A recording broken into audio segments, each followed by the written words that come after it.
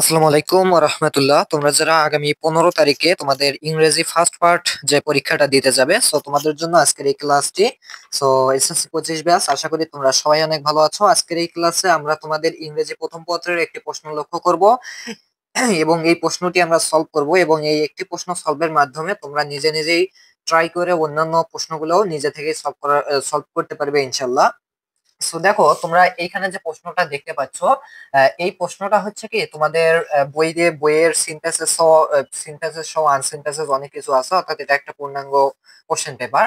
কিন্তু কথা হচ্ছে এই কোশ্চেন পেপারটাই যে আসবে এমন কোনো কথা নেই। সো এই কোশ্চেন পেপারটা না আসার সম্ভাবনাই বেশি, বাট কথা হচ্ছে কেন তুমি এই ক্লাসটা করবে তাহলে। সো এই জন্যই করবা যে তুমি যদি এই কোশ্চেনটা নিজে থেকে, মানে এই কোশ্চেনটা যদি সলভ করা তুমি বুঝতে পারো, আমি তোমাদেরকে যেভাবে শেখাচ্ছি সেইভাবে যদি বুঝতে পারো, তাহলে তুমি নিজে থেকেই তোমার পরীক্ষায় যে ধরনের প্রশ্নই আসুক তুমি নিজে থেকে সলভ করতে পারবা। সো মনে করো এটা হচ্ছে একটা সিনথেসিস, আমি জানি তোমরা প্রত্যেকটা সিনথেসিসই পড়ে নিয়েছো। আরেকটি কথা, যে কমেন্টে একটা ভিডিও লিংক পাবে, সেই ভিডিওটা দেখে নিলে তুমি হচ্ছে নিজে থেকে কিভাবে পুরো প্রশ্ন আনকমন আসলেও কিভাবে 100-র মধ্যে 100 অ্যান্সার করবে সেটা আমি দেখিয়েছি। সো কমেন্টে দেওয়ার লিংকে ক্লিক করে সেই ভিডিওটা দেখে নেবে। আচ্ছা, তো মনে করো তুমি হচ্ছে এই যে হেরিটেজ, এই যে গল্পটা আছে তোমাদের, যেটা যে টেক্সটটা রয়েছে সেটা এখানে সিনথেসিস আকারে এসেছে। তোমরা জানো দুইটা সিনথেসিস থাকবে। সো দেখো, এই যে সিনথেসিস এগুলো তো তোমাদের পড়াই আছে, বাট যাদের পড়া নেই তাদের জন্য এই ক্লাস, আর যাদের পড়া আছে তাদের জন্য। যারা ইংলিশ পরীক্ষার ক্ষেত্রে তোমাদের ইংলিশের ওয়ার্ড মিনিং জানাটা অত্যন্ত গুরুত্বপূর্ণ, অর্থাৎ তোমাদের ইংরেজির যে মিনিং, বাংলা অর্থ, এটা বোঝা জানা জরুরি। পাশাপাশি বাংলা থেকে কিভাবে ইংলিশ করতে হয় এই বিষয়টা জানাও জরুরি। বাট যারা এই দুইটার একটা বিষয় জানো না এবং এগুলোর হচ্ছে তোমরা অর্থও জানো না, বা এই সব কিছু তোমাদের কাছে আনকমন লাগে, তারা কিন্তু আজকের ক্লাসটা মাস্ট বি করবা। কেননা এখানে আমি এমন ভাবে পড়াবো যে তুমি মনে করো ইংরেজির মানে বুঝো না, কিছুই বুঝো না, তাহলে সেই ক্ষেত্রে তুমি কিভাবে অ্যান্সার করবা এই পুরো প্রশ্নের এবং একটা কারেক্ট অ্যান্সার আনবা। তাহলে সেজন্য আজকের ক্লাসটি অত্যন্ত গুরুত্বপূর্ণ, তোমরা শেষ পর্যন্ত কন্টিনিউ করো। আচ্ছা, প্রথম কথা হচ্ছে যে ধরো যে এই প্রশ্নটা হচ্ছে তোমার ফুললি আনকমন, অর্থাৎ যে প্রশ্নটা এসেছে পরীক্ষায় তুমি পুরোই পড়ো নাই। এখন তুমি কি করবা, যে প্রথম যে গল্পটা আছে অর্থাৎ টেক্সট আছে সিনথেসিস থেকে, এখানে বলা হয়েছে যে read the text carefully and answer the question নং 1 and 2, এবং এই টেক্সটটা পড়তে হবে, পড়ার পরে 1-2 অ্যান্সার তোমাকে করতে হবে। একে আছে এমসিকিউ, দুই আছে শর্ট কোশ্চেন। দেখো, প্রথমে তোমরা কি করবা, যদি তোমাদের একদম পড়া না থাকে তাহলে তোমরা এটা একবার পড়ে পড়ে নিবা। আর যদি দেখা যাচ্ছে যে তোমাদের পড়া আছে তবুও তোমরা বেশি এটা গুরুত্ব সহকারে পড়োনি, তবুও তোমরা একবার করে নিবা। আর যদি দেখা যাচ্ছে যে পরীক্ষার কিছুক্ষণ আগেও তুমি এটা একদম রিভাইজ করে সেইভাবে পড়ে গেছো, তাহলে তোমার সেক্ষেত্রে পড়ার দরকার নেই, তোমার সেক্ষেত্রে টাইম লস হবে। তো একটু খেয়াল করো, তাহলে যারা একদমই আনকমন তাদের জন্য আমি যেহেতু বলতেছি যে ধরো তুমি এটা একদমই পড়ো নাই, তাহলে তুমি কি করবা, এটা একটু পুরোটা পড়বা। পুরোটা কি করবা, একটু জাস্ট পড়বা, বাংলা অর্থ সহ পড়ার দরকার নেই, তুমি জাস্ট একটু পড়ে যাবা যে কিভাবে। যে বলা হয়েছে, heritage is what we inherit from the past, live it in the present and then pass on to our children or future generation.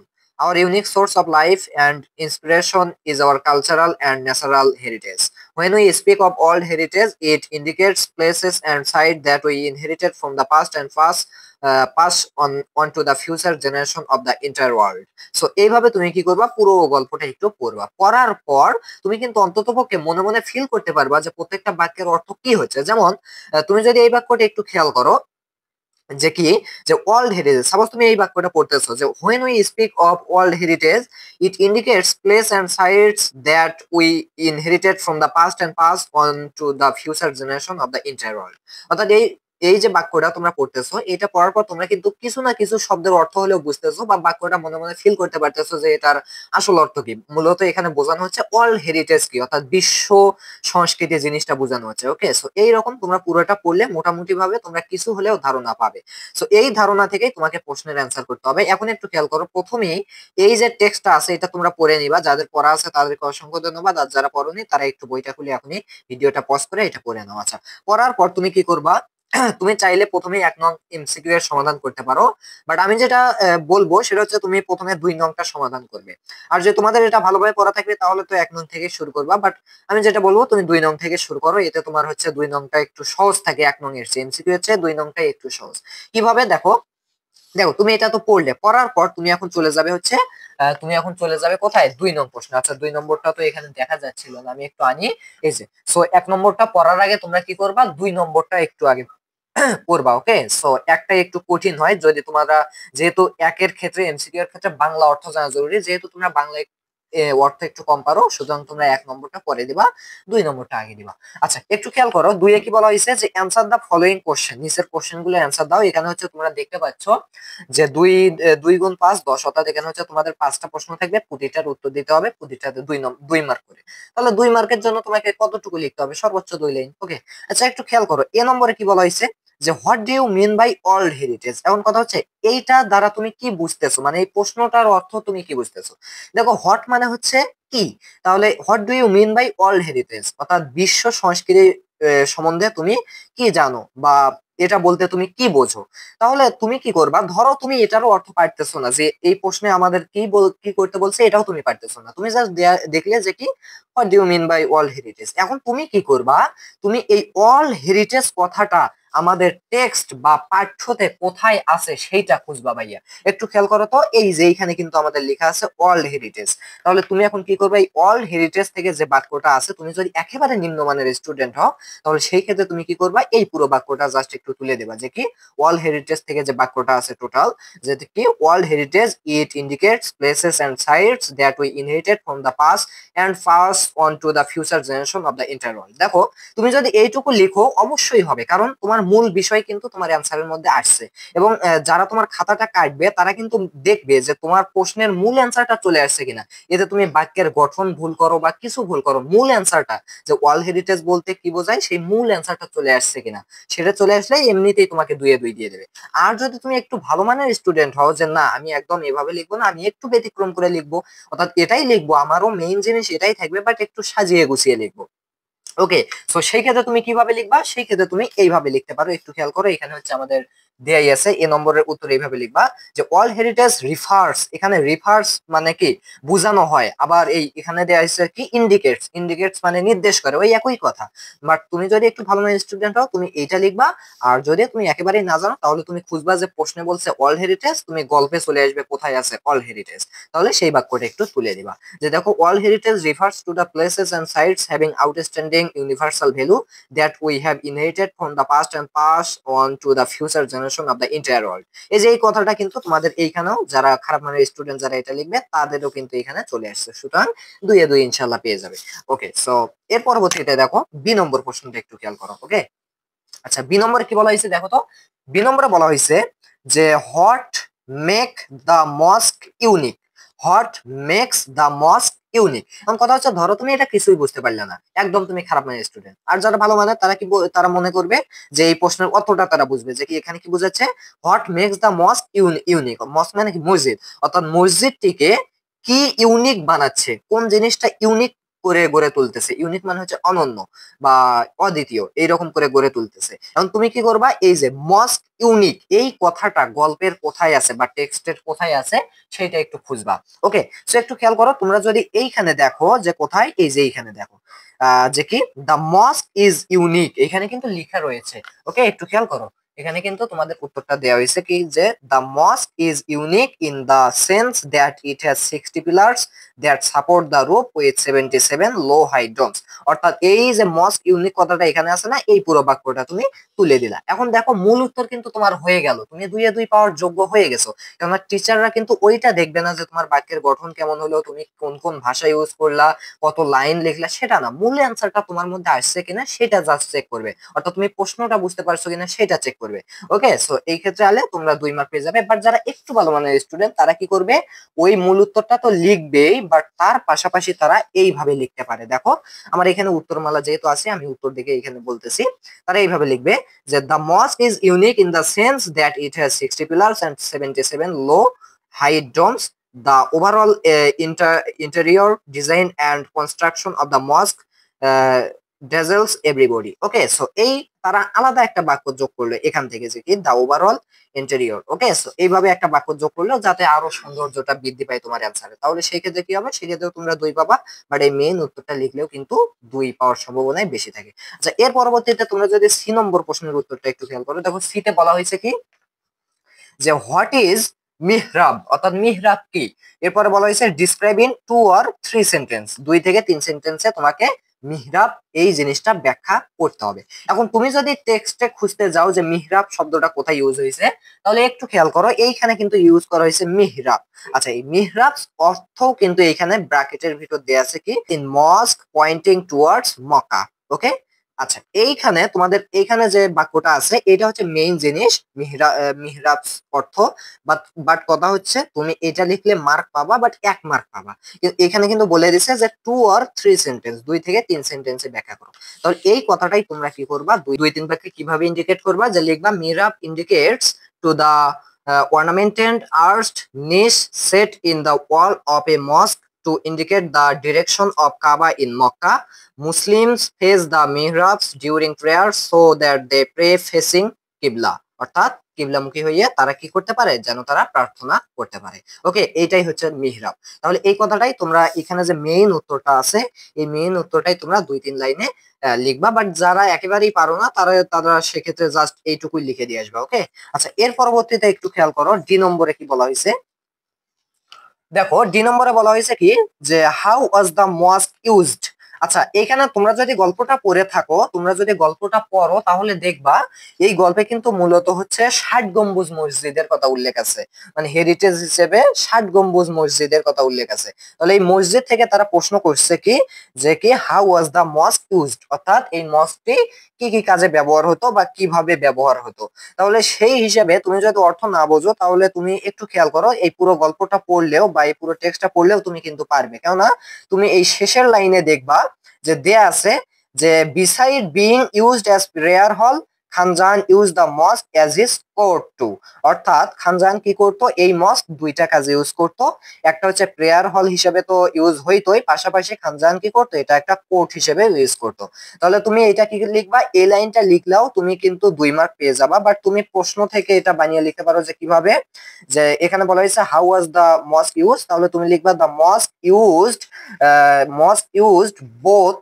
তুমি কি লিখতে পারো, যে the মস্ক used both as prayer hall and the court হল। তুমি এইভাবে লিখলেও কিন্তু হয়ে যাবে। বাট কথা হচ্ছে যেহেতু তোমরা বাক্য যদি গঠন না করে জাস্ট এই পুরো লাইনটা লিখে দাও, তবুও হবে, তবুও 2 মার্ক পাওয়ার সম্ভাবনা থাকবে, কেননা মেইন উত্তর তোমাদের যে উত্তরে চলে আসবে।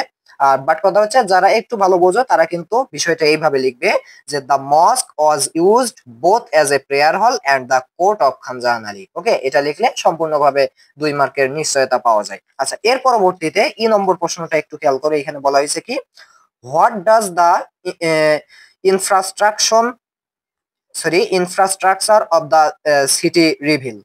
অর্থাৎ ইনফ্রাস্ট্রাকচার বলতে বোঝায় হচ্ছে অবকাঠামো। So what does the infrastructure of the city reveal, অর্থাৎ এই সিটির বা এই শহরের যে অবকাঠামো সেটা কিভাবে প্রকাশ করে, সেটা কেমন প্রকাশ করে। সো এই জিনিসটা তোমরা কোথায় পাবে, সো এই জন্য তোমরা এই ইনফ্রাস্ট্রাকচার কথাটা গল্পের মধ্যে বা টেক্সটের মধ্যে কোথায় আছে সেইখানে একটু খেয়াল করবা। সো দেখো এখানে কিন্তু বলাই আছে the infrastructure of the city reveals, মানে প্রকাশ করে, রিভিল মানে কি প্রকাশ করা। So reveals significant technical skills in many mosques as well as early Islamic monuments। এই পর্যন্ত লিখলে হবে। পাশাপাশি তোমরা আরো চাইলে এইটুকু বর্ধিত করে আরো কি কি লিখতে পারো, the planning of the city was dominated by the tradition of Islamic architecture and the decorations were a combination of Mughal and Turkish architecture। So এই পর্যন্ত লিখলেও তোমরা কিন্তু টোটাল 2 মার্ক পেয়ে যাবে। ওকে, সো এটা এইভাবেই লিখতে হবে, কারণ এখানে তোমার অ্যান্সার আকারেই দেয়া আছে যে what does the infrastructure of the city. তাহলে তুমি এখান থেকে সরাসরি এই লাইনটা তুলে দিবা যে the infrastructure of the city reveals significant technical skills in many mosque. Okay, so এছাড়া যে বাক্যটুকু আছে এই পুরোটা লিখতে হবে। আচ্ছা, এটুকু লিখলে কিন্তু তোমরা মোটামুটি ভাবে দুইয়ে প্রত্যেকটাতে তোমরা 2 মার্ক করে 10। অথবা তুমি যদি প্রত্যেকটার ক্ষেত্রে এইরকম করো যে তোমার বাক্যের গঠন ঠিক না থাকে, মেইন উত্তরগুলো চলে আসে, তবুও তুমি 10 পেতে পারো। বাট তুমি এখানে 8-9 আশা করবা। ওকে, সো এর পরবর্তীতে 3 নম্বরটা একটু খেয়াল করো। 3 নম্বরে কি বলছে, 3 নম্বরে তোমাদের আরো একটা সিনথেসিস থাকবে। আশা করি সিনথেসিস তোমাদের পড়া আছে, বাট কথা হচ্ছে যারা পড়োনি তো তাদের জন্য এই ক্লাসটি, যেহেতু তারা একটু খেয়াল করবা যে তোমার বাংলা অর্থ সহ পড়ার দরকার নাই। তুমি কি করবা, এই 3 নম্বরের সিনথেসিসটা পুরোপুরি যে পর্যন্ত রয়েছে পুরোটা আগে পড়বা। সো এখানে সিনথেসিস কি আছে, ফিশ পপুলেশন। সো একটু খেয়াল করো, তুমি পুরোটা একটু পড়ে নিবা আগে। আচ্ছা, 3 নম্বরে কি বলছে, আমরা কিন্তু 1 নম্বর এমসিকিউ বাকি রাখছি, একটু পরে সেটা করব। আচ্ছা, 3 নম্বরে বলা হয়েছিল fish population is in serious danger from global warming. আচ্ছা 3 নম্বরের কাজ কি, যে এই গল্পটা পড়ে নিচে একটা ফাঁকা স্থান বিশিষ্ট কিছু বাক্য আছে, সেই ফাঁকা স্থানগুলোতে তোমাকে সুইটেবল ওয়ার্ড বসাতে হবে। আচ্ছা এখানে তোমাদের কিছু বোঝার বিষয় আছে এবং এখানে কমপক্ষে বাংলাটা একটু হলেও বুঝতে হবে, কেননা বাংলা না বুঝলে তুমি কিন্তু ফাঁকা স্থানে বসানোর কোনো শব্দ খুঁজে পাবা না। দেখো, fish population is in serious danger from global warming. Climate change is increasing the water temperature in rivers, lakes, and seas. This means there is less food and oxygen available for fish. It also means the fish may not grow fully and may have fewer offspring offsprings. Some fishes will become extinct in temperatures rise even by 1 or 2 degrees Celsius. Climate change increases the pressure on fish population. Fishes are one of the world's most valuable biological assets. 40% of people in the world eat fish as their main source of protein. If we fail to reduce greenhouse gas emission, we will increase the pressure on fish. As a result, people who depend on fish will suffer from hunger and poverty. So এটা পড়ার পর তুমি কি করবা, এখানে হচ্ছে তোমাদের এখান থেকে কাজ শুরু। দেখবা তোমাকে এখানে কমপক্ষে তোমার ওয়ার্ড মিনিং গুলো জানা অত্যন্ত গুরুত্বপূর্ণ। দেখো বলা হয়েছে কি, যে global warming raises the stress on fish population. আচ্ছা এটা একটা বাক্য গেল। এর পরবর্তীতে fish is one of the most dash assets. এখন তুমি যদি এটা গল্পে খোঁজো দেখবে এটা আছে, যে কি, এই যে এখানে কিন্তু আছে যে অ্যাসেটস। সো দেখো, fishes are one of the world's most valuable biological assets. তাহলে তুমি এই এর জায়গায় কি লিখতে পারো, ভ্যালুয়েবল বায়োলজিক্যাল। ওকে, বা তুমি শুধু ভ্যালুয়েবল লিখতে পারো, ভ্যালুয়েবল অ্যাসেটস। ওকে, একেবারে সোজা না? আচ্ছা এর পরবর্তীতে দেখো, many people of the world eat fish as their main source of protein. Okay, ভালো কথা। এর পরবর্তীতে দেখো যে many people also earn their dash by fishing.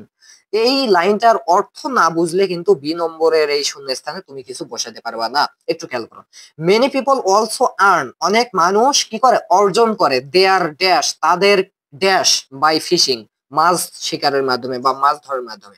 তাহলে আমরা কিন্তু এই জিনিসটা জানি যে অনেক মানুষ আছে যারা মাছ ধরার মাধ্যমে তাদের কি করে, জীবন পরিচালনা করে। এই যে বাংলা কথাটা তুমি বুঝলে, জীবন পরিচালনা করে। তাহলে তুমি এখন এখানে কি লিখবা, যে লিভিং। ওকে, অর্থাৎ মেনি পিপল অলসো আর্ন দেয়ার লিভিং, বা তুমি লিখতে পারো লিভলিহুড বাই ফিশিং। ওকে, আচ্ছা এর পরবর্তীতে একটু খেয়াল করো, দেখা যাচ্ছে আশা করি, হ্যাঁ। আচ্ছা এর পরবর্তীতে দেখো যে but they are not free from danger. Global warming is the major dash for their extinction. এখন এইখানে কি বসাতে পারবা, সো এইখানে তুমি বসাতে পারবা হচ্ছে global warming is the major factor, বা তুমি এই বাংলা অর্থটা বোঝো যে বৈশ্বিক উষ্ণতা ইজ দ্য মেজর, মেজর বা মেইন একই কথা, ইজ দ্য মেইন, কি মেইন বিষয়, মেইন বিষয় ফর দেয়ার এক্সটিংশন, অর্থাৎ তাদের বিলুপ্তির জন্য। তাহলে কি গ্লোবাল ওয়ার্মিং তাদের বিলুপ্তির জন্য মেজর, মেজর বা মেইন, তুমি এখন কি বসাবা বাংলা হিসেবে, মেইন বিষয়, এই কথাটাই বলবা না, যে কি গ্লোবাল ওয়ার্মিং তাদের এক্সটিংশন বা বিলুপ্তির জন্য মেইন বিষয় বা মেইন কারণ। সো তাহলে তুমি কারণের ইংরেজি কজ বসাইতে পারো, অথবা তুমি বসাইতে পারো হচ্ছে মেজর ফ্যাক্টর বসাতে পারো। ওকে, একই কথা, তুমি যেটাই বসাও অ্যান্সার হবে, এমন মানে সুইটেবল ওয়ার্ড বসালেই হবে। ওকে, সো এর পরবর্তীতে একটু খেয়াল করো, climate change bears a great effects on their lives if if global warming can not be dash. যদিও মানে যদি গ্লোবাল ওয়ার্মিং বৈশ্বিক উষ্ণতা ক্যান নট বি মানে পারা যায় না, কি পারা যায় না, যদি থামাতে না পারা যায়, অর্থাৎ থামার ইংলিশ কি স্টপড, তাই না? তাহলে global warming can not be stopped, অথবা আমি এখানে আরো ইংরেজি ব্যবহার করতে পারি, যেমন কি কি ব্যবহার করতে পারি, যে কন্ট্রোলড। ওকে, বা হচ্ছে global warming can not be এখানে রিডিউসড, এই কথাটা ইউজ করতে পারো, তোমার ইচ্ছা, এমন একটা সুইটেবল ওয়ার্ড বসালেই হয়ে যাবে। সো এইগুলোর ক্ষেত্রে তুমি কয়েকটি এরকম সমাধান করলে তোমার মনে মনে এসব শব্দ ঘুরে বেড়াবে যে কোন ফাঁকা ঘরে কি কি বসে যায়। সো দেখো, ক্যান নট বি রিডিউসড বা ক্যান নট বি স্টপড, অথবা can not be controlled, okay, বা prevented, can not be controlled, the full growth of fish will be hindered. আচ্ছা এর পরবর্তীতে দেখো, ইভেন দে ওন্ট বি, অর্থাৎ তারা পারবে না, কি পারবে না, ড্যাশ টু প্রডিউস, অর্থাৎ তারা উৎপাদন করতে পারবে না, কি উৎপাদন করতে মানে উৎপাদন করতে পারবে না, কেন পারবে না, উৎপাদন করতে সক্ষম হতে পারবে না। তাহলে এখানে সক্ষমের ইংলিশ তোমাকে লিখতে হবে, সক্ষমের ইংলিশ হচ্ছে অ্যাবল। তাহলে if they won't be able to produce, অর্থাৎ তোমার কিন্তু এইসব দুই তিনটা করলে তুমি কোন ফাঁকা করে কি বসবে এগুলো তোমার মনে মনে বলে দেবে যে এখানে এই শব্দটা ব্যবহার করো। দেখো আমরা কিন্তু এই বাক্যটা পড়ার সময়ই আমাদের মনে চলে আসবে যে এখানে কি বসতে পারে। দেখো ইভেন দে ওন্ট বি এরপরে সাধারণত অ্যাবল শব্দটাই অনেক ক্ষেত্রে আমরা এটার ইউজ দেখেছি। Won't be able. তাহলে এখানে দেখো even they won't be able to produce. If temperature goes on rising by 1 or 2 degrees, fish may face extinction. আচ্ছা, এটা গেল হচ্ছে আমাদের 3 নম্বর প্রশ্ন। দেন হচ্ছে আমরা 4 নম্বর প্রশ্নে চলে যাই একটু। দেখো 4 নম্বর প্রশ্নে কি বলা হয়েছে, এবার হচ্ছে তোমাদের একটা আনসিন প্যাসেজ দেয়া আছে। কি দেয়া আছে বলো তো? একটা আনসিন প্যাসেজ দেয়া আছে। সো এই আনসিন প্যাসেজটা পড়ে তোমাকে 4 নম্বরে যেটা রয়েছে, অর্থাৎ এটা হচ্ছে ইনফরমেশন ট্রান্সফার। এখানে কিছু ইনফরমেশন আছে কোনো একজন ব্যক্তি, প্রতিষ্ঠান বা কিছু সম্বন্ধে, সেই ইনফরমেশন গুলো ট্রান্সফার করে এই ফাঁকা স্থানগুলোতে বসাতে হবে। আচ্ছা, একটু খেয়াল করো তো এখানে কি কি আছে। দেখো দেখো এখানে কিন্তু বলা হয়েছে যে সুভাষচন্দ্র বোস, সো তিনি কি করেন, এই যে 23 জানুয়ারি 1897 সালে জন্মগ্রহণ করেন এবং মারা যান হচ্ছে 18 আগস্ট 1945, এবং তার বয়স হচ্ছে গণনা করে দেখা গেল 48 বছর।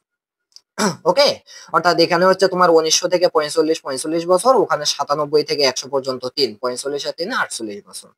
Was an Indian nationalist whose attempt during war two to মানে হচ্ছে দ্বিতীয় বিশ্বযুদ্ধে was to rid India to British rule with the help of Germany and Japan left a trouble legacy. So তুমি কি করবা যে এই পুরো যে আনসিন প্যাসেজটা আছে এটা একটু এখান থেকে শুরু করে এই পর্যন্ত করবা, এবং এইখানে আমি বলবো তোমাকে 5-এ 5 তুলতে হবে এই ইনফরমেশন ট্রান্সফারে, কারণ এর মতো সহজ ইংরেজিতে আর কোনো প্রশ্ন নেই। ওকে, ইনফরমেশন ট্রান্সফারের মতো সহজ প্রশ্ন আর ইংরেজি প্রশ্নে নেই বললেই চলে। একটু খেয়াল করো তাহলে। এখন তোমাকে কি করতে হবে, এখানে দেওয়া আছে হু হোয়াট। হু মানে কি কে, কে মূলত কোনো ব্যক্তির ক্ষেত্রে ব্যবহার করা হয়। তাহলে হু মানে কি কে, তাহলে এখানে হচ্ছে তোমাকে ব্যক্তির নাম লিখতে হবে, অথবা হট, হট মানে হচ্ছে কি কি কি কি, অর্থাৎ কোন জিনিসটা কি, সো সেটার নাম লিখতে হবে। অর্থাৎ এক কথায় এই ঘরে তোমাকে কিছু চাওয়া হইলে নাম লিখতে হবে। এরপর দেখো ইভেন্ট বা অ্যাক্টিভিটি, অর্থাৎ কার্যক্রম। এই যে নামটা লিখলে এই নামের কার্যক্রম গুলো কি কি কাজ করে, সেই কাজটা যদি কোনো এখানে ফাঁকা থাকে সেই কাজের কথা উল্লেখ করতে হবে। এর পরবর্তীতে হচ্ছে টাইম এন্ড প্লেস, অর্থাৎ সময় এবং জায়গা বা স্থানের যে বিষয়গুলো আছে সেটা হচ্ছে এই কলামে লিখতে হবে। অর্থাৎ তুমি একটা নাম দিলা, সেই নাম কি কাজ করে সেটা এখানে, এবং সেই কাজ কত সালে করে, কোন জায়গায় করে সেটাই ঘরে। এবার একটু খেয়াল করো, সুভাষচন্দ্র বোস, এখন কি দেওয়া হয়েছে যে ইভেন্ট অ্যাক্টিভিটি, অর্থাৎ সুভাষচন্দ্র বোস কি করেন, এবং এখানে টাইম দেওয়া আছে উনি 1897, প্লেস হচ্ছে ইন্ডিয়া। অর্থাৎ সুভাষচন্দ্র বোস কি করেন ইন্ডিয়াতে 1897 সালে। তাহলে তুমি কি করবে, একটু চলে যাবে এখানে গল্পে যে 1897 কোথায়, এই যে এখানে 1897, আমরা জানি 1897 সালে সুভাষচন্দ্র বোস জন্মগ্রহণ করেন। তাহলে কি করেন, জন্মগ্রহণ করেন, ইট মিনস এখানে লিখবা ওয়াজ বর্ন, অর্থাৎ তিনি জন্মগ্রহণ করেছিলেন। ওকে, এর পরবর্তীতে একটু খেয়াল করো, ওয়ার্ল্ড ওয়ার 2, অর্থাৎ দ্বিতীয় বিশ্বযুদ্ধে টুক প্লেস মানে বিশ্বযুদ্ধ টুক প্লেস মানে ঘটেছিল, বা টুক প্লেস মানে কি যে মানে কোন মানে ঘটেছিল। দেখো কোথায়, এখন চাইছে কি টাইম বা প্লেস, অর্থাৎ সময় কত সালে, বা প্লেস বা কোথায়। তো কোথায়, যেহেতু যেহেতু দ্বিতীয় বিশ্বযুদ্ধ অনেক দেশ মিলে হয়েছিল, মূলত এখানে কোথায় এর উত্তর দেওয়া যাবে না, বাট কত কোন সময় সেটা কিন্তু আমাদের অনেক সময় মুখস্থ থাকে, আমরা এটা করে আসছি। 1939 সালে শুরু হয় এবং হচ্ছে 1945 সালে শেষ হয়। বাট এখানেও কিন্তু আছে এই যে কিভাবে, দেখো আমাদের 1939 সালে, এখানে কিন্তু তোমরা গল্পটা পড়লেই বুঝতে পারবে, এখানে বলা হয়েছিল 1939 সালে এটা শুরু হয় এবং 1945 সালে শেষ হয়, এবং সেই শেষের সঙ্গে সঙ্গে সুভাষচন্দ্র বসু 1945 সালে মৃত্যুবরণ করেন। তাহলে 1939 থেকে 1945 পর্যন্ত এই দ্বিতীয় বিশ্বযুদ্ধ টুক প্লেস হয়। আচ্ছা, এর পরবর্তীতে দেখো হি ইভেন্ট বা অ্যাক্টিভিটি হচ্ছে কংগ্রেস প্রেসিডেন্ট, অর্থাৎ তিনি কংগ্রেস প্রেসিডেন্ট হন। এখন সেটা কত সালে সেটা জাস্ট তোমাকে লিখতে হবে। সো দেখো এই যে দেয়াই আছে become Congress president in 1938 and 1939, তাহলে এখানে প্লেস হবে না, জাস্ট টাইমটা হবে, অর্থাৎ 1938 এন্ড হচ্ছে কি 1939, 1938 এন্ড 1939। এর পরবর্তীতে হু বা হট চাওয়া হয়েছে, অর্থাৎ কোনো ব্যক্তির নাম লিখতে হবে এখানে, অথবা কোনো একটা জিনিসের নাম লিখতে হবে যেটা কি placed bows under house arrest. আচ্ছা, এই লাইনটা এখন আমাদের গল্পে কোথায় আছে, এই যে under house arrest by the British, তার মানে তোমাকে এখানে হু বা হটের জায়গায় লিখতে হবে দা ব্রিটিশ, অর্থাৎ ব্রিটিশের দ্বারা তিনি কি হয়েছিলেন, তিনি হচ্ছে কিন্তু তিনি কি করেছিলেন, তিনি হচ্ছে অ্যারেস্ট হয়েছিলেন। ওকে, সো এর পরবর্তীতে দেখো দেখো Subhash Bose died at the age of কত, এই এজে at the age of 48, aged 48, তাহলে 48 বয়সে মারা যান। সো এইভাবে তোমাকে ইনফরমেশন ট্রান্সফার করে পাশে পাশ অফকোর্স তুলতে হবে এখান থেকে। এর পরবর্তীতে পাশে হচ্ছে রাইটিং সামারি। তোমার রাইটিং সামারি কিভাবে লিখবা অথবা ভালো মানের রাইটিং সামারি কিভাবে লিখতে হয়, এখানে খুব একটা দারুণ প্রশ্নে তোমাদের 10 মার্ক দিয়ে রাখছে, এখানে 10 মার্ক তোলার একটা সুবর্ণ সুযোগ আছে। সো তোমরা রাইটিং সামারি, এই যে গল্পটা আছে না সুভাষচন্দ্র বোস বা যে গল্পই থাক, এইটার উপর সামারি লিখতে হবে। সো যেহেতু 10 মার্ক, তাহলে তোমরা 10টা 9টা বাক্য লেখার ট্রাই করবা। ওকে, আচ্ছা, সো কিভাবে লিখবা তুমি চাই, অনেকেই করে কি এখান থেকে এই 10টা লাইন সরাসরি তুলে দেয়, বাট আমি কিন্তু ওই যে কমেন্টে দেওয়া লিঙ্ক যে ভিডিওটা আছে সেটা দেখলে পুরোপুরি ক্লিয়ার হবে যে নিজে থেকে কিভাবে লিখবা, অর্থাৎ তুমি পারো আর না পারো নিজে থেকে কিভাবে লিখবা। বাট এইখানে তোমরা কি করবা যে হচ্ছে এই লাইনগুলোই লিখবা, ঠিক আছে, বাট একটু ব্যতিক্রম ধর্মী ভাবে, অর্থাৎ ও নট তোমার নিজের ভাষায় লিখতে হবে। ধরো এইখানে কি দেয়া আছে, যে এখানে একটা বাক্য দেয়া আছে সুভাষ চন্দ্র বোস, এবং তার যে এই যে সুভাষ চন্দ্র বোস, এরপরে ব্র্যাকেট দিয়ে আছে 23 জানুয়ারি 1897, যেখান থেকে আসলে তার জন্ম ডেটটা আমরা বুঝতেছি। তাহলে এই জিনিসটা আমরা এইভাবে লিখতে পারি যে Subhash Chandra Bose was born in 23 জানুয়ারি 1897। তারপর তুমি তার যে কার্যক্রম গুলো আছে সেগুলো দুই একটি বাক্য এইভাবে নিজে থেকে লেখার পর, অর্থাৎ এই বাক্যগুলোই জাস্ট অর্থ উল্টো পাল্টা করে, মানে অর্থ উল্টো পাল্টা না, তুমি ওই বাক্যই লিখবা, অর্থ সেম থাকবে, বাট ওই বাক্যটার একটু ভাব ভাষা চেঞ্জ হবে, সেটা তোমরা ওই ভিডিওতে পাবা। ওকে, সো সেটা লিখবা এবং শেষে গিয়ে লিখবা হি ওয়াজ ডাইড ইন 1945। এইভাবে লিখলে 10টা বাক্য লিখলে তখন স্যার দেখবে নিজের ভাষায় লিখছে, তখন তোমাকে 10-এর মধ্যে 9, 8 যাই হোক সর্বোচ্চ মার্ক দেওয়ার চেষ্টা করবে। আচ্ছা, তুমি কিভাবে লিখবা আমি একটা তোমাদের এইখান থেকে দেখাচ্ছি, এটার উত্তর রাইটিং সামারি। সো একটু খেয়াল করো, আমি এইখানে দেখাচ্ছি এটা কত নম্বর, এটা হচ্ছে 5 নম্বর, তাই না? আচ্ছা দেখো তো 5 নম্বর, এই যে এখানে আমি পাইছি। আচ্ছা তোমাদেরকে একটু দেখাচ্ছি, দেখো এই যে তারা কিন্তু দিয়ে দিছে যে 5 নম্বরের অ্যান্সার কি, দেখা যাচ্ছে আশা করি, হ্যাঁ দেখা যাচ্ছে, যে Subhash Chandra Bose as an Indian nationalist attempted to free India from British rule during the World War II. He was a leader of the younger radical wing of the Indian National Congress in the late 1920s and 1930s. He was Congress president from 1938 to 1939. However, he was ousted from this position in 1939 because of differences with um, Mohanando Das K. Gandhi and the Congress High Command. As a result, he was under house arrest by the British before escaping from India in 1940. দেখো এখানে যদিও একটু কঠিন ভাষা use করা হয়েছে, পাশাপাশি এগুলোই থেকেই দেওয়া হয়েছে একটু কঠিন, বা তোমরা এত কঠিন করারও দরকার নাই, ওই ভিডিওটা একটু প্লিজ দেখে নিবা, আশা করি আরো ভালো কিছু শিখতে পারবা। আর 6 হচ্ছে আমাদের কলাম ম্যাচিং, 3টা কলাম থাকবে এ বি সি। অনেকে বলে ভাই এখানে 2টা থাকলে অনেক সহজ হতো, হ্যাঁ অবশ্যই সহজ হতো, বাট তোমরা যেহেতু একটু সেকেন্ডারি লেভেলের, সেক্ষেত্রে তোমাদের হচ্ছে কি কলামে কলাম বি কলাম সি 3টে কলাম দেওয়া হয়েছে। তো এখানে তোমাদেরকে মিলাইতে হবে। আমি বারবার যেটা সাজেশন দেই কলাম ম্যাচিং এর ক্ষেত্রে, সেটা হচ্ছে তোমরা কমপক্ষে 5টা থেকে 6টা, 5টা থেকে কি 6টা কলাম ম্যাচিং নিজে থেকে সমাধান করো, দেখে দেখেই সমাধান করো, এমনিতেই তোমরা যাবতীয় কলাম ম্যাচিং গুলো সমাধান করতে পারবে। এটা মূলত এইভাবে হয় যে বাংলা অর্থ বুঝলে তো খুব সহজেই হবে, বাট অর্থ যারা বোঝো না তাদের ক্ষেত্রে যেটা করতে হবে যে কোন বাক্যের সাথে কোন বাক্য মেলে সেটা একটু খেয়াল করতে হবে। ওকে, আচ্ছা, সো এটার অ্যান্সার কি হবে আমি জাস্ট অ্যান্সারটা বলে দিচ্ছি। আমরা যদি এ অর্থাৎ বাসানীয় এটার সাথে আমরা কি বসাবো, এ আই আই আই অর্থাৎ 3 নম্বরটা যদি বসাই তাহলে কারেক্ট হবে। Went to Belmont to visit Portia, এর পরবর্তীতে আমরা 1 নংটা বসাতে পারি, grandly dressed with many servants. Okay, আমি বলতেছি যে তোমরা এটা কি করবা 5-6টা এরকম প্র্যাকটিস করবা, তাহলে এমনিতেই হয়ে যাবে। তাহলে এটাকে আমরা এটাও হচ্ছে এর অন্তর্ভুক্ত। এর পরবর্তীতে দেখো পোর্টিয়াস ফাদার, এরপরে লিখতে হবে যে পোর্টিয়াস ফাদার, এরপরে হচ্ছে হ্যাড ডায়েট, এটা তুমি আনতে পারো, had died lately. Okay, lately, had died lately. আচ্ছা, এর পরবর্তীতে কি করতে পারো, সি নম্বর যেটা আছে, যে বিফোর হিজ ডেথ, অর্থাৎ পোর্টিয়াস ফাদারের ডেথের পূর্বে পূর্বে কি হয়েছিল, had thought of an unusual plan, যে কি before his death he had thought of an unusual plan to find a good husband for his daughter. Okay, so এটা কিন্তু হবে। এর পরবর্তীতে হি হি দেখো ডি এর সাথে আমি কি দিতে পারি, ডি এর সাথে আমি 2 নম্বরটা দিতে পারি। He wanted a man to marry Portia for herself for her self, এরপরে 3 নম্বরটা আমি দিতে পারি and not for her wealth. Okay, so এখানে হচ্ছে আমাদের ডি এন্ড এইখানে হচ্ছে ডি। ইট মিনস পরেরটা মাস্ট বি তুমি পেয়ে যাচ্ছ যে ই এর সাথে যাবে হচ্ছে আমাদের এইটা আইভিটা, দেন হচ্ছে এই পাশে যাবে হচ্ছে কোনটা ভিটা। ওকে, এটা নিয়ম। ওকে, সো এই চারটা বললে এইভাবে পারবা। বাট তোমার আরো একটা আমি নির্দেশনা দিচ্ছি যে তুমি কি করবা, যে তুমি প্রথমটা দেখো মনে করো তোমার মিলতেছে না, তুমি কি করবা দ্বিতীয়টা চেষ্টা করবা। একটা মিললেই কিন্তু তোমার অপশন কমে যায়, সেক্ষেত্রে তোমার বুঝতে আরো সুবিধা হয়। ওকে, আচ্ছা, এর পরবর্তীতে 7 নম্বর রিয়ারেন্স। সবার জন্য কঠিন বিষয় নাকি এটা, বাট আমি কিন্তু ওই কমেন্টে দেওয়া লিঙ্কের ভিডিওতে আমি সম্পূর্ণভাবে আলোচনা করেছি কিভাবে রিয়ারেন্স তোমরা খুব সহজে এগুলো করতে পারবা। ওকে, সো একটু খেয়াল করো যে এখানে হচ্ছে তোমাদের গল্প থাকবে, আমি পুরোটা আর ব্যাখ্যা করতেছি না, তোমরা ওই ভিডিওটা দেখে নিলেই পাওয়া। আমি জাস্ট এখানে বলে দিচ্ছি এখানে কি কি হবে। সো এখানে আমরা প্রথম যেটা ইউজ করব সেটা হচ্ছে বি নম্বরটা, অর্থাৎ Napoleon the the king of France was a great hero. এর পরবর্তীতে আমরা ইউজ করতে পারি ডি নম্বরটা। Okay, so he won many battles and conquered many countries of Europe. So আমি যেহেতু অ্যান্সার শিট আমার কাছে আছে সুতরাং আমি বলতেছি জাস্ট। এর পরবর্তীতে আমরা সি নম্বরটা ইউজ করতে পারি on day he was walking along the sea শোর। আচ্ছা, এর পরবর্তীতে আমরা এফ নম্বরটা ইউজ করতে পারি suddenly he notice a wonderful thing. Okay, so suddenly he notice a wonderful thing. আচ্ছা, এর পরবর্তীতে আমরা ইউজ করতে পারি এইচ নম্বরটা, অর্থাৎ an English boy was making A small boat.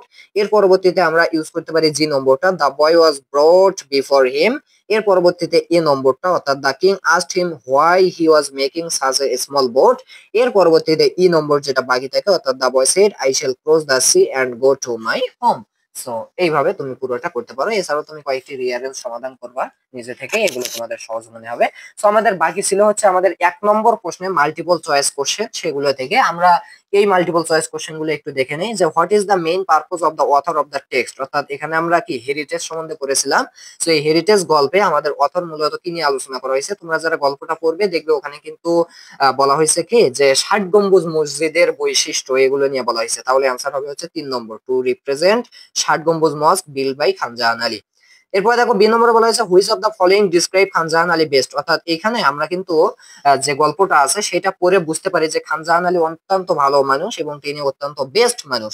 তাহলে কোন নিচের কোন শব্দটা দ্বারা আমরা তাদেরকে বেস্ট প্রমাণ করতে পারি। সো দেখো ব্রেভ মানে সাহসী হিসেবে না, কাইন্ড মানে দয়ালু হিসেবে না, এরপরে হচ্ছে কি ফিলান্থ্রোপিক অর্থাৎ বিশ্বপ্রেমী। সো হ্যাঁ, এই বিষয়টা থেকে কিন্তু আমরা তাকে বেস্ট হিসেবে ব্যাখ্যা দিতে পারি। আর ওয়ারিয়র মানে যোদ্ধা না, তিনি যোদ্ধাও নন, সেরকম কিছু নন। আমরা যে দেখতে পারি গল্পে যে তিনি অত্যন্ত একজন বিশ্বপ্রেমী মানুষ, সুতরাং এই মর্মে তাকে আমরা বেস্ট আখ্যা দিতে পারি। সি নম্বর বলা হয়েছে which of the following has the closest meaning of the word unique used in the text. অর্থাৎ এই ইউনিক শব্দের অর্থ কি, ইউনিক মানে হচ্ছে অদ্বিতীয় বা অনন্য একটা বিষয়, এবং এইটার ক্লোজেস্ট মিনিং নিচের কোন শব্দটি বা কাছাকাছি শব্দ বিশিষ্ট অর্থ বিশিষ্ট শব্দ নিচের কোনটি। সো দেখো কমন, কমন মানে সাধারণ, এটা হতেই পারে না। ইউনিক মানে হচ্ছে অনন্য বা অদ্বিতীয়। জেনারেল, জেনারেল মানেও সাধারণ, সো এটাও কখনো ইউনিকের সমার্থক হতে পারে না। এরপর দেখো সেকেন্ড টু নন অর্থাৎ অদ্বিতীয়, সেকেন্ড টু নান অর্থাৎ অদ্বিতীয়। এই যে অদ্বিতীয় যে কথা, ইউনিকও সে কথা। ওকে, আর ইউনিভার্সাল মানে চিরন্তন, এটা হতে পারে না। সো উত্তর হবে 3 নম্বর, অর্থাৎ সেকেন্ড টু নন অর্থাৎ অদ্বিতীয়।